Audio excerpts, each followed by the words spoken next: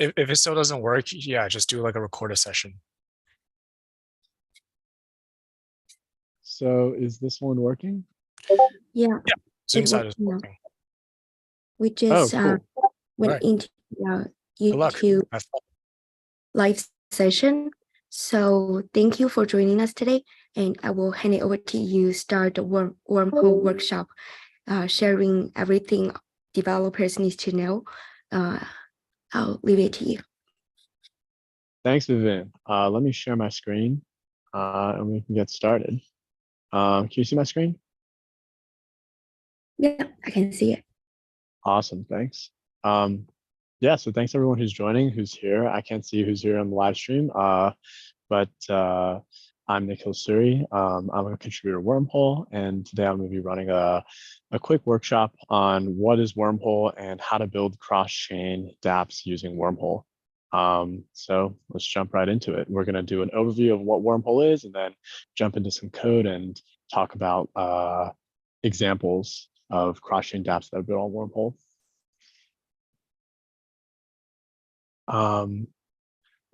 Excuse me. So what is Wormhole? So Wormhole is a generic cross-chain messaging protocol. But that's like the tagline. What does that like really mean? What that means is it allows you to pass data from one blockchain to another blockchain in a standardized and secure way, so you can easily take your app cross-chain. And Wormhole supports 22 different blockchains, and one of the hard problems that Wormhole solves is that it supports both EVM and non-EVM networks. So Wormhole supports Solana, Cosmos, Algorand, Moonbeam, Near is up there as well. All of these ecosystems are connected through Wormhole. So why are we all here, right? We're here to build stuff. We're here to grow our projects. So what can you build with Wormhole, and how can it help you grow? So there are several reasons why Wormhole can be helpful to you as you build and grow your projects. So first, Wormhole helps you expand your user base.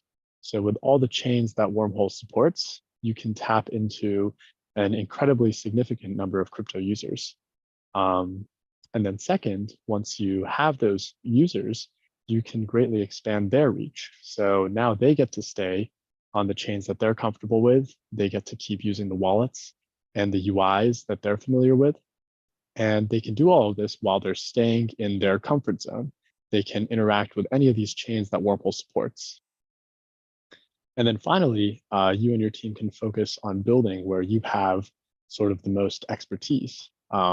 Building product in crypto is really hard, as all of you are probably well aware. Different chains use different languages, they have different VMs, they have different consensus mechanisms, they have different finality guarantees, and then possibly most important of all, as we've seen over the last year in crypto, is security. The security assumptions built into each chain's VM and consensus can be very, very different. And so if you have a team with expertise in every single one of these ecosystems, then that is really, really awesome. And congratulations, like you've just solved one of the biggest barriers to building in crypto.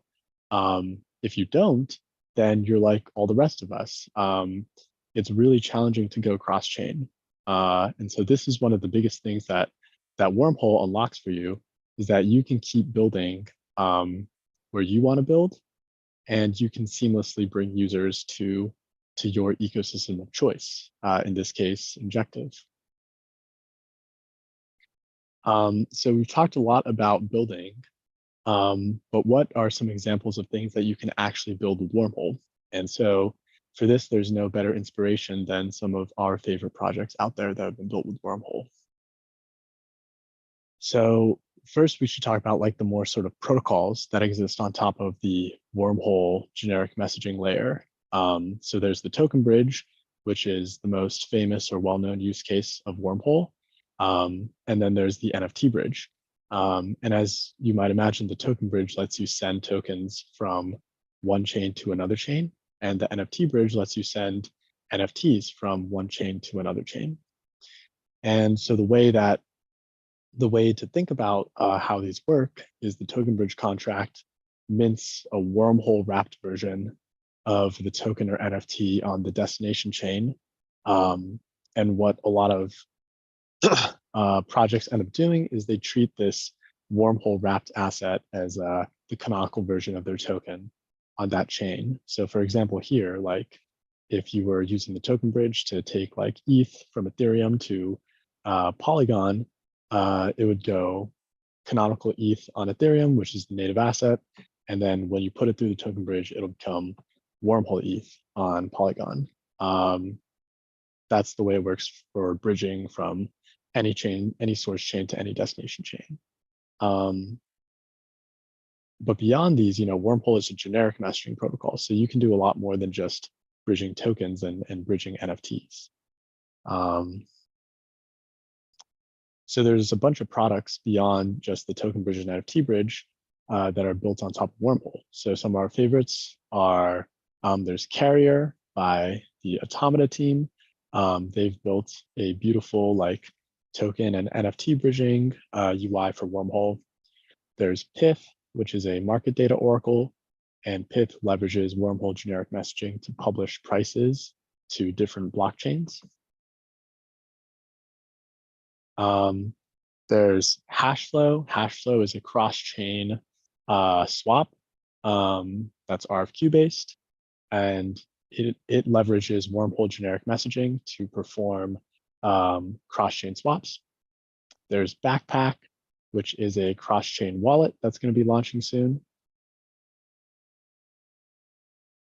And then another super cool one is Nexa, which is doing cross-chain token mints, or X mints, as they call it.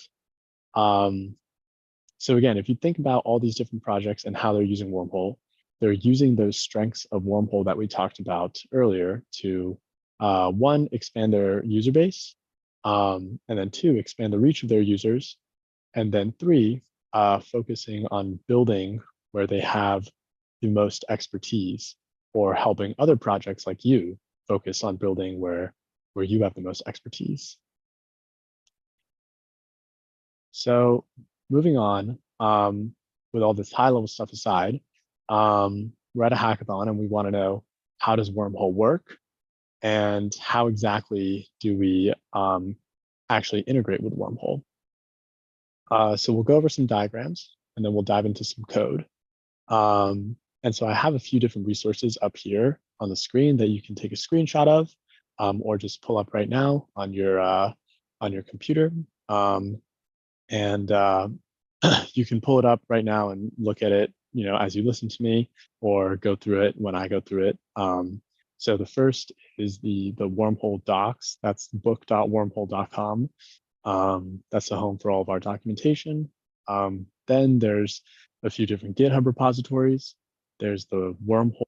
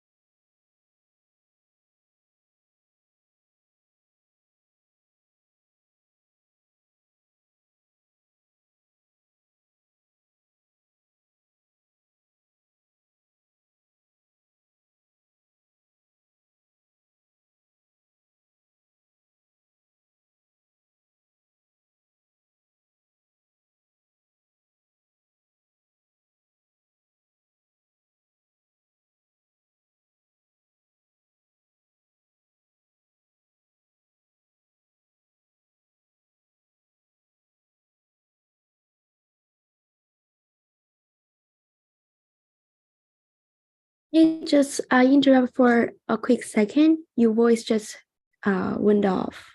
Can you check the mic?